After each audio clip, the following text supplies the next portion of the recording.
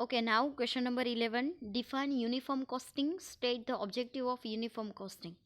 સૌથી પહેલાં તો યુનિફોર્મ કોસ્ટિંગ એટલે શું થશે એ જોઈએ, પણ એની પહેલાં યુનિફોર્મ એટલે શું થશે, પહેરીએ એ યુનિફોર્મ નહીં. ઓકે, યુનિફોર્મ મતલબ શું થશે અહીંયા ઇક્વલ. એન્ડ કોસ્ટિંગ એટલે જે આપણે આખી accounting system, cost accounting system તમે ભણો જ છો ઘણી બધી. ફોર એક્ઝામ્પલ જો અહીંયા આપેલું છે જોબ કોસ્ટિંગ છે, પ્રોસેસ કોસ્ટિંગ છે, એ અકાઉન્ટિંગ મેથડ છે, કોસ્ટ અકાઉન્ટિંગ મેથડ. બરાબર, તો એ રીતે આ મેથડ નથી, પણ કોસ્ટિંગ એટલે મેથડ થશે, but uniform costing A method નથી. ઓકે, જો પ્રોસેસ કોસ્ટિંગ, જોબ કોસ્ટિંગ એ મેથડ છે, બટ યુનિફોર્મ કોસ્ટિંગની અંદર શું છે, તો અહીંયા જેટલી એક ઇન્ડસ્ટ્રીની અંદર જેટલી પણ કંપની હશે અલગ અલગ, એ બધી જ company same costing method apply કરે તો એને કહેવાશે યુનિફોર્મ કોસ્ટિંગ. બરાબર, શું કરશે, સેમ કોસ્ટિંગ મેથડ છે એની સેમ હશે. કોસ્ટિંગ મેથડ મતલબ એની અંદર શું ઇન્ક્લુડ થશે, તો જો કોસ્ટિંગ પ્રિન્સિપલ્સ છે, પ્રેક્ટિસ, પ્રોસિજર્સ, બરાબર, એ બધા જ સેમ હશે. નાવ ચલો ડાયરેક્ટલી મિનિંગ જોઈએ એનો. To meet the specific requirement of different industry, different type of costing principal and practice are use, but compare the achievement, cost, target, profitability, etc. in the same concern or different unit of the same organization or different unit of same industry. It is essential that the same set of principle and practice are adopted by all these units. બરાબર, accounting છે તો જો એની અંદર આપણે જોઈએ છીએ ખાલી આમ બેઝિક પ્રિન્સિપલ આપણે 3 યુઝ કરીએ છીએ. બરાબર, કે કોઈ એક્સપેન્સ હોય તો એ ડેબિટ થશે, એસેટ ડેબિટ થશે, એવી રીતે. બરાબર, કહીએ છીએ ને એવી રીતે. તો અહીંયા પણ મતલબ એના કોસ્ટિંગના જે પ્રિન્સિપલ્સ છે એ બધા અહીંયા સેમ રહેશે, પ્રેક્ટિસીસ, પ્રોસિજર બધી સેમ રહેશે, મેથડ અલગ અલગ યુઝ કરશે. બટ ફોર એક્ઝામ્પલ કોઈ બે કંપની છે એની વચ્ચે કમ્પેરિઝન કરવી હોય તો બંનેનો પ્રોફિટ છે એ કમ્પેર કરીએ, અથવા બંનેનો ટોટલ કોસ્ટ છે એ કમ્પેર કરી શકાય છે. બરાબર, તો યુનિફોર્મ કોસ્ટિંગ મતલબ કે કમ્પેરિઝન માટેનું જે યુનિટ લેવામાં આવે છે કેવું હશે, સેમ હશે. ઓકે, જે આસ્પેક્ટ કન્સિડર કરવામાં આવે છે એ સામે સેમ હશે. એવું ક્યારેય નહીં હોય કે એક કંપનીનો કોસ્ટ અને સામે બીજી કંપનીનો પ્રોફિટ, એ બંનેનું કમ્પેરિઝન થાય. આવું ક્યારેય પોસિબલ છે નહીં. ઓકે, એના પછી આગળ જુઓ.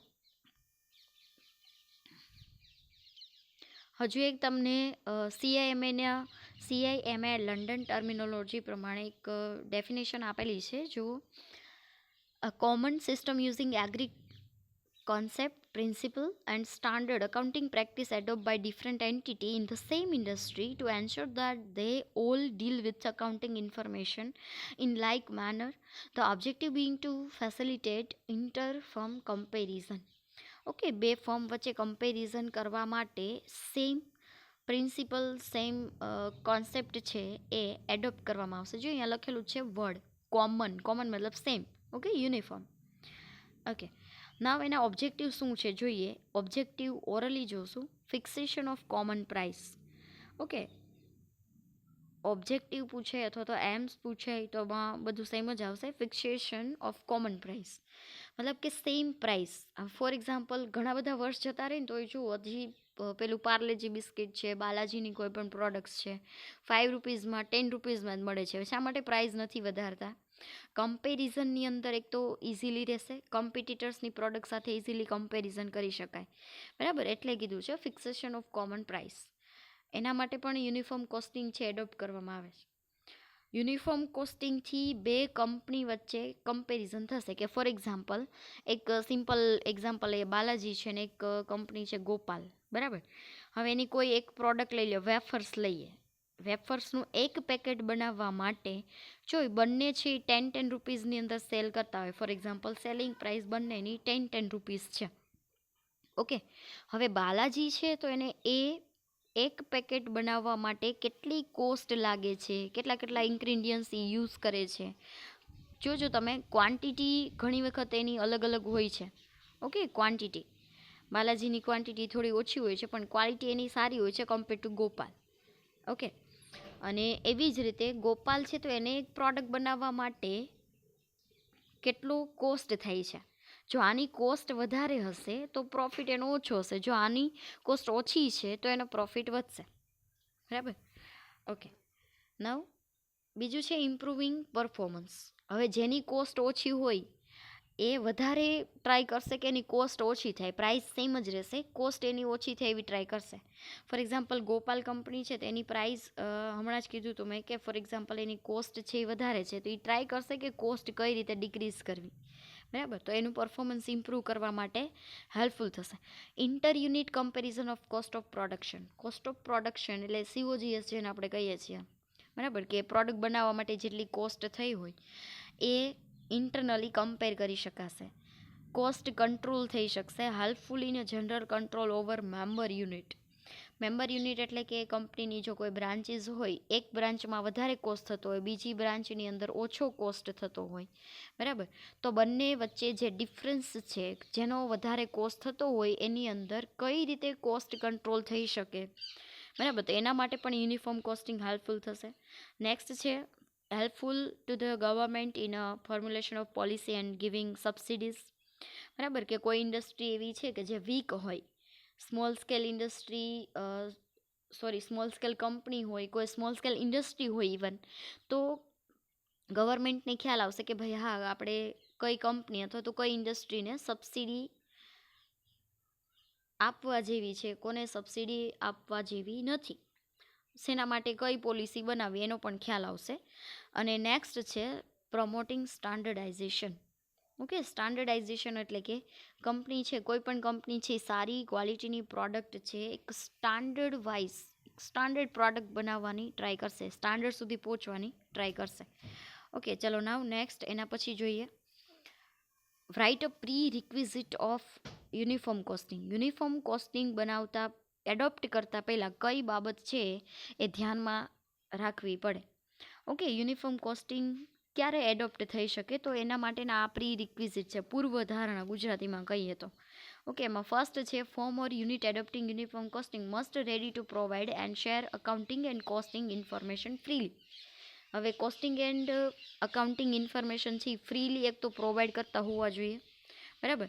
પછી જો એમાં કીધું છે agri two must common technique of costing, બરાબર. એક ફોર એક્ઝામ્પલ કોઈ એક કંપની છે એબ્ઝોર્પ્શન કોસ્ટિંગ છે એ એડોપ્ટ કરેલું હોય, હા, માર્જિનલ કોસ્ટિંગ અથવા સ્ટાન્ડર્ડ કોસ્ટિંગ, એબ્ઝોર્પ્શન તો નહીં લઈ શકીએ આપણે, માર્જિનલ કોસ્ટિંગ કોઈ એક એડોપ્ટ કરેલું હોય, કોઈ સ્ટાન્ડર્ડ કોસ્ટિંગ, કોઈ પ્રોસેસ કોસ્ટિંગ એડોપ્ટ કરેલું હોય, તો એવી રીતે કમ્પેરિઝન થઈ શકે નહીં. કોઈ એક ટેકનિક છે એ કંપનીએ યુઝ કરેલી હોવી જોઈએ, same common terminology and process છે, બરાબર, એસેટેનમેન્ટ માટેની, કોસ્ટ કંટ્રોલ માટેની એ એડોપ્ટ કરેલી હોવી જોઈએ. નેક્સ્ટ છે restriction. They should not be any restriction from the government. Government પાસેથી કોઈ પણ યુનિફોર્મ કોસ્ટિંગ એડોપ્ટ કરવા માટેના રિસ્ટ્રિક્શન હોવા જોઈએ નહીં. ઓકે, નેક્સ્ટ જો આવું બને તો યુનિફોર્મ કોસ્ટિંગ છે એ એડોપ્ટ થઈ શકે, નહીતર થઈ શકે નહીં. નેક્સ્ટ છે setup for preparing competitive statistics for use of member unit participating in the uniform costing. Proper organization, proper centre, proper body હોવું જોઈએ. Okay, above all the most important is that unit or firm must have mutual trust, confidence and cooperation. જેટલા પણ members છે, મતલબ કે એક ઇન્ડસ્ટ્રીની અંદર જેટલી પણ કંપની આવતી હોય, બરાબર, જેટલી પણ કંપનીઝ આવતી હોય અલગ અલગ પ્રકારની, તો એ બધી કંપની વચ્ચે મ્યુચ્યુઅલ અન્ડરસ્ટેન્ડિંગ હોવું જોઈએ, બરાબર. જેટલા પણ મેમ્બર એટલે કે અહીંયા મેમ્બર કંપની લેવાનું છે, બીજું કંઈ નહીં, તો એ બધા વચ્ચે મ્યુચ્યુઅલ અન્ડરસ્ટેન્ડિંગ હોવી જોઈએ. ઓકે, કોઓપરેશન હોવું જોઈએ ને ટ્રસ્ટ પણ હોવો જોઈએ કે જે ઇન્ફોર્મેશન આપેલી છે એ સાચી છે એવું માની લેવું પડે, તો યુનિફોર્મ કોસ્ટિંગ છે એડોપ્ટ થઈ શકે. નાવ અહીંયા સુધીની જે ડિટેલ્સ હતી એ યુનિફોર્મ કોસ્ટિંગની હતી. નાવ હવે જે આવે છે uniform cost manual. Okay, manual મતલબ શું થશે, તેની અંદર જનરલી જે યુનિફોર્મ કોસ્ટ પ્રિપેર કર્યા પહેલાંના જે કાંઈ પણ પ્રિન્સિપલ્સ છે, ઓકે, જે મેથડ છે, જે પ્લાનિંગ છે, સ્ટ્રેટેજી છે, એ આની અંદર ઇન્ક્લુડ થશે. ચલો તો ડાયરેક્ટલી મિનિંગ જ જોઈએ. જો meaning of uniform costing manual. Uniform costing manual is a booklet which contain detailed instruction to followed by various firm in the industry in connection with the cost determination and control. It a formal document which lays down the recommendation, cost accounting plan, policy and other related matters so that system can be operate effectively. મતલબ કે uniform costing adopt કર્યા પહેલાં, for example તમે કોઈ હોટલની અંદર order આપો તો એની પહેલાં તમને મેનુ આપવામાં આવે, બરાબર. જે મેન્યુ આપવામાં આવે છે એની અંદરથી તમે કંઈક ઓર્ડર કરો છો, એવી રીતે હોય છે ને.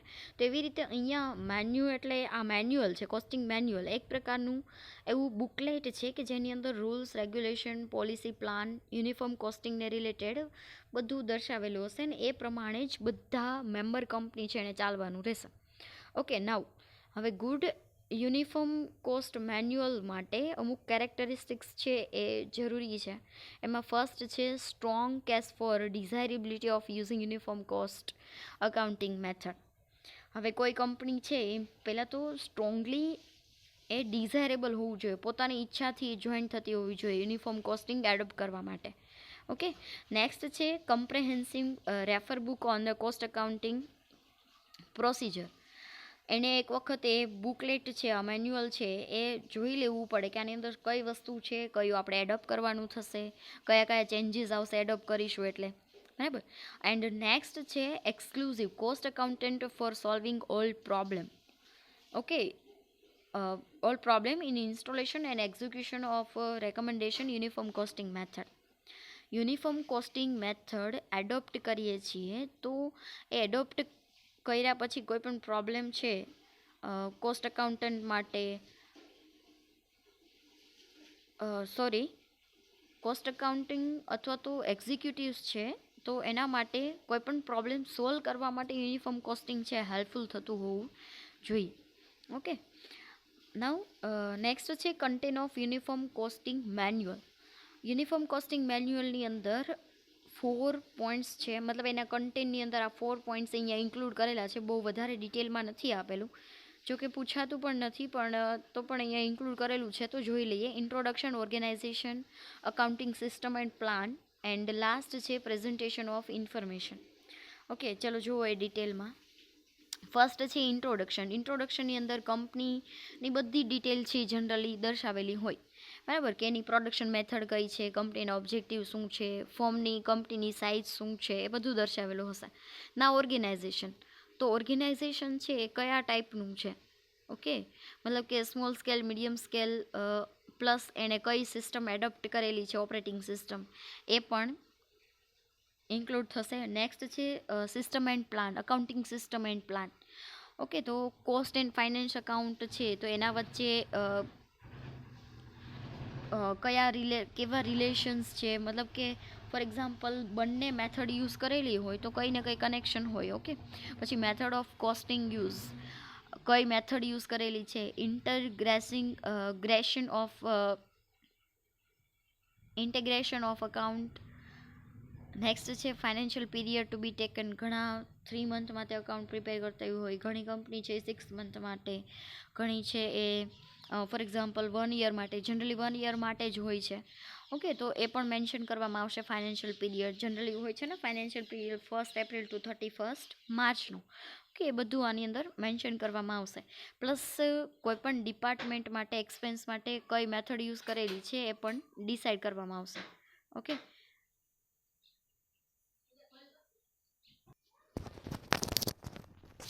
તો વેરિયસ અકાઉન્ટિંગ સિસ્ટમ એન્ડ પ્લાન્સની અંદર જો તમે આ પણ લખી શકો, અહીંયા મેં બાજુમાં ઘણી મેથડ લખેલી છે, એક્ઝામ્પલ તરીકે લખી શકો. એબીસી કોસ્ટિંગ છે, એનપીવી મેથડ, ડિસ્કાઉન્ટિંગ, નોન ડિસ્કાઉન્ટિંગ મેથડ તમે જે ફાઇનાન્સની અંદર ભણી ગયા, બરાબર. વેરિયાન્સ છે, અલગ અલગ પ્રકારના કોસ્ટ અકાઉન્ટિંગની અંદર તમે વેરિયાન્સ ભણી ગયા હશો. ઓકે, આરઓઆઈ ને એ બધી મેથડ. તો અલગ અલગ કંપની છે અલગ અલગ એડોપ્ટ કરી શકે, મતલબ અલગ અલગ એડોપ્ટ કરતી હોય છે. બટ જો યુનિફોર્મ કોસ્ટિંગ એડોપ્ટ કરેલું હોય તો બધી કંપની સેમ મેથડ યુઝ કરશે. ઓકે, નેક્સ્ટ છે પ્રેઝન્ટેશન ઓફ ઇન્ફોર્મેશન. તો બધી ઇન્ફોર્મેશન છે એ જનરલી એક તો ઇઝી હોવી જોઈએ, ક્લિયર હોવી જોઈએ, બરાબર. Plus report who understood by investor, મતલબ કે ઇઝી, ક્લિયર અને ઇન્વેસ્ટર છે એ સારી રીતે ઇઝીલી સમજી શકે એ પ્રકારની ઇન્ફોર્મેશન છે એ હોવી જોઈએ. ઓકે, તો અહીંયા સુધીનું હતું યુનિફોર્મ કોસ્ટિંગ. એના પછીનો 14 નંબરનો question, explain benefit and limitation of uniform costing. તો સૌથી પહેલાં એડવાન્ટેજીસ જોશું, એના પછી લિમિટેશન. તો સૌથી પહેલાં જોઈએ એડવાન્ટેજીસ. ચાલો જુઓ એની અંદર યુનિફોર્મ કોસ્ટિંગના એડવાન્ટેજીસની અંદર ફર્સ્ટ છે to member unit, to worker. જો અહીંયા અલગ અલગ રીતે આપેલું છે કે મેમ્બર યુનિટ છે એને કઈ રીતે યુઝફુલ છે, વર્કરને, ટ્રેડ એસોસિએશન, ગવર્મેન્ટને કઈ રીતે યુઝફુલ છે. તો જે મેમ્બર યુનિટ છે તો એને તો કોસ્ટ કમ્પેરિઝન માટે યુઝફુલ થશે, બરાબર. પછી અકાઉન્ટન્ટ અથવા તો કન્સલ્ટન્ટ છે તો એને પણ યુનિફોર્મ કોસ્ટિંગ કોસ્ટ કમ્પેરિઝન માટે યુઝફુલ થશે. પ્લસ ગવર્મેન્ટને પણ યુઝફુલ થશે, આવશે આગળ. નેક્સ્ટ છે computerised accounting system maintain for all member unit. Okay, પછી આની અંદર અલગ અલગ પ્રકારનું એફિશિયન્સી એન્ડ પ્રોડક્ટિવિટી મેઝર કરવા માટે, મટીરિયલ લેબર કોસ્ટ છે એના સ્ટાન્ડર્ડાઇઝ માટે, ઓકે, પ્રોફિટેબિલિટી મેઝર કરવા માટે કઈ પ્રોડક્ટ છે પ્રોફિટેબલ છે, કઈ પ્રોડક્ટ પ્રોફિટેબલ નથી. હાઈલી કોમ્પિટિશન છે, કઈ કંપની વચ્ચે છે, કઈ કંપની વચ્ચે થોડીક સ્મૂથ કોમ્પિટિશન છે. ઓકે, રિસર્ચ એન્ડ ડેવલપમેન્ટ માટે યુઝફુલ થશે. કોસ્ટ કોન્શિયસનેસ એટલે કે અમુક વસ્તુ અમુક પ્રોડક્ટ છે બનાવવા માટે વધારે કોસ્ટ થતી હોય તેને કઈ રીતે કંટ્રોલ કરવું એના માટે યુઝફુલ થશે. કોસ્ટ ઓડિટ ઇન્ટરફોર્મ કમ્પેરિઝન માટે પણ યુઝફુલ થશે. ઓકે, નેક્સ્ટ એના પછી છે જો ટુ વર્કર છે તો એના વેજીસ સ્ટ્રક્ચર. હવે જો કોઈ કંપની છે યુનિફોર્મ કોસ્ટિંગ એડોપ્ટ કરેલું હોય, કોઈ કંપની છે એ એના વર્કર્સને વધારે સેલેરી આપતી હોય, કોઈ ઓછી આપતી હોય, તો બીજા સામેવાળા વર્કર્સ છે જેને ઓછી સેલેરી મળે છે તો એ વધારે સેલેરી મેળવવા માટે કહીએ ને કે અપીલ કરી શકશે, એમ એપ્લાય કરી શકશે. હવે યુનિફોર્મ વેજ સ્ટ્રક્ચર એટલે જો યુનિફોર્મ કોસ્ટિંગ એડોપ્ટ કરેલું હશે તો વેજ સ્ટ્રક્ચર પણ કેવું હશે, ઇક્વલ. ઓકે, બોનસ છે, એમેનિટીઝ એટલે શું થાય, ફેસિલિટીઝ. પ્રોડક્ટિવિટી અને એફિશિયન્સીને અકોર્ડિંગ એમેનિટીઝ અને બોનસ છે એ પણ એમ્પ્લોયને પ્રોવાઈડ કરવામાં આવશે. તો યુનિફોર્મ કોસ્ટિંગથી વર્કર છે એને પણ ફાયદો થશે. પછી છે ટ્રેડ એસોસિએશન. તો જનરલી જે વેસ્ટફુલ કોમ્પિટિશન છે એ ઓછી થઈ જશે, બરાબર. ખોટી કોમ્પિટિશન માટે ફોર એક્ઝામ્પલ એડવર્ટાઇઝમેન્ટની અંદર ખર્ચ થતો હોય ને એ બધું હોય તો એ ઓછો થઈ જશે થોડું ઘણું. ઓકે, પ્રોફિટેબિલિટી છે એટલી ઇન્ક્રીઝ થશે અને કોઈપણ પ્રોડક્ટ છે તો એની પ્રાઇસ છે એ રેગ્યુલેટ થશે મેમ્બર યુનિટની અંદર. ઓકે, ગવર્મેન્ટ છે તો એની પાસેથી ઇઝીલી સબસિડી છે ટ્રેડ એસોસિએશનને મળી શકશે. ઓકે, તો આ બેનિફિટ થશે ટ્રેડ એસોસિએશનને. અને લાસ્ટ છે ગવર્મેન્ટ. તો ગવર્મેન્ટ છે તો એને સબસિડી આપવા માટે, કોઈ પ્રોડક્ટ છે એની પ્રાઇસ ફિક્સ કરવા માટે, ઓકે, પછી કઈ ઇન્ડસ્ટ્રી છે કયું સેક્ટર છે એને પ્રાયોરિટી આપવી એના માટે, ટેક્સ રેટ ડિસાઇડ કરવા માટે, ટેક્સ સ્ટ્રક્ચર ડિસાઇડ કરવા માટે ગવર્મેન્ટને પણ હેલ્પફુલ થશે. ઓકે, નાઉ નેક્સ્ટ છે limitation of uniform costing. Uniform કોસ્ટિંગની કઈ લિમિટેશન છે તો એની અંદર ફર્સ્ટ છે ઇન્ડિવિડ્યુઅલ યુનિટ ડિફર. હવે જો બે યુનિટ છે અલગ અલગ ડિફરન્ટ હશે તેની વચ્ચે સારી રીતે કમ્પેરિઝન થઈ શકશે નહીં. યુનિફોર્મ કોસ્ટિંગ એડોપ્ટ કરેલું હશે પણ છતાં પણ ફોર એક્ઝામ્પલ કોઈ સ્મોલ સ્કેલ કંપની છે ને કોઈ મીડિયમ સ્કેલ છે અથવા લાર્જ સ્કેલ કંપની છે તો એની વચ્ચે સારી રીતે યુનિફોર્મ કોસ્ટિંગ કોઈ પણ પ્રકારે એડોપ્ટ થઈ શકે નહીં. ઓકે, લેબરનો નેચર, ફોર્સ, કેપિટલ ઇન્વેસ્ટમેન્ટ એ બધું અલગ અલગ હોય તો લોકેશન છે, કંપનીની એજ એટલે કે 15 વર્ષથી ચાલતી હોય ને હજી આજે સ્ટાર્ટ થયેલી કંપની હોય તો એની વચ્ચે યુનિફોર્મ કોસ્ટિંગ ઇફેક્ટિવ રહે નહીં. નેક્સ્ટ છે મોનોપોલિસ્ટિક કન્ડિશન. મોનોપોલિસ્ટિક એટલે ખબર હશે કે મોનોપોલિસ્ટિક કન્ડિશન અલગ અલગ પ્રકારની કોમ્પિટિશન આવે છે, ખ્યાલ છે ને, પરફેક્ટ કોમ્પિટિશન, મોનોપોલિસ્ટિક કોમ્પિટિશન. ઓકે, તો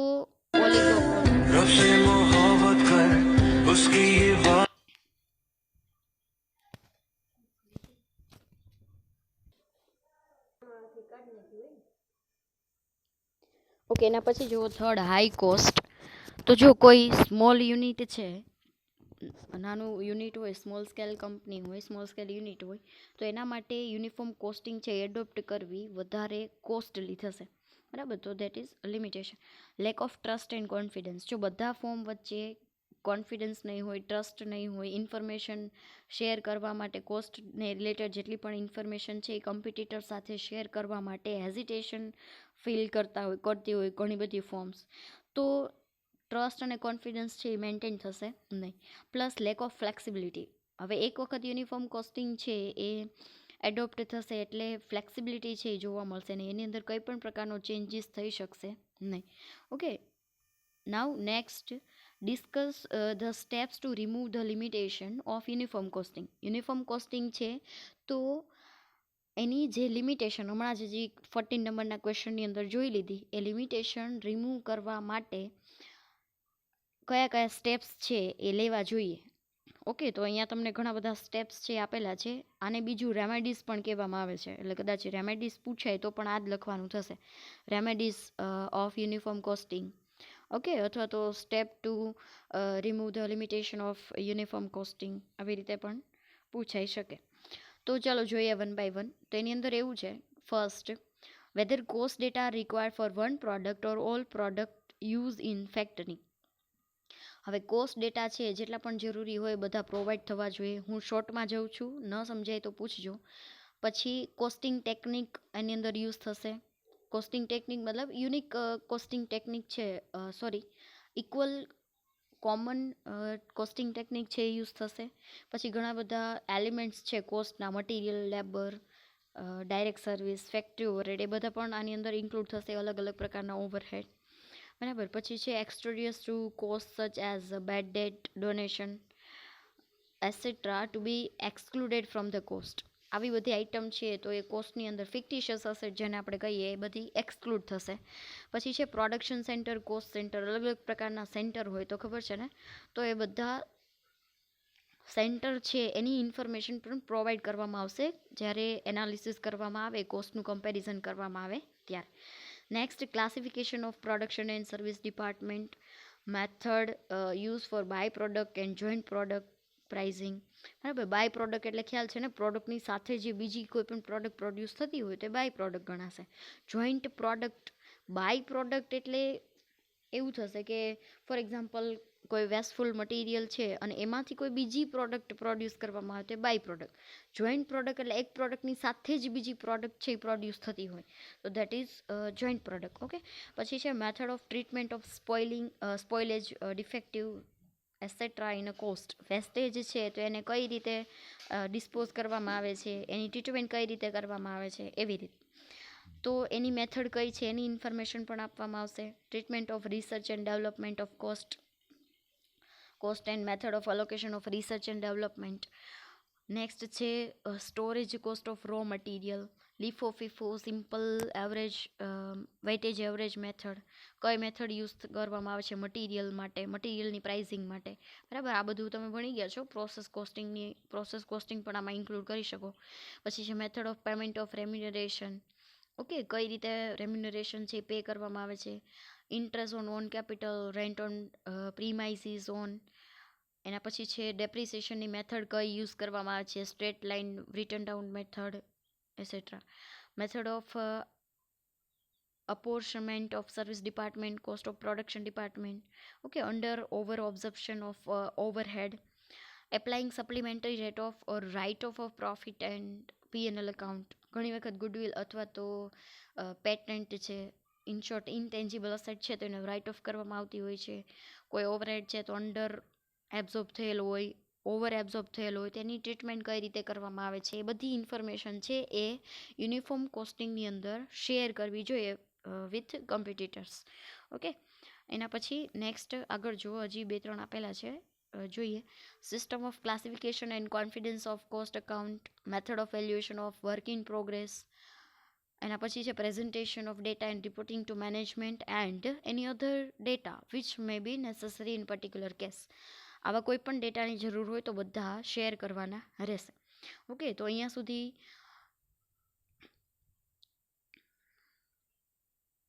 કયો ક્વેશ્ચન છે, ક્વેશ્ચન નંબર 15 સુધી છે એ આવશે યુનિફોર્મ કોસ્ટિંગની અંદર. એના પછીનો ન્યૂ ટોપિક છે નેક્સ્ટ વિડીયોની અંદર જોઈએ, ઇન્ટરફોર્મ કમ્પેરિઝનનો. ઓકે.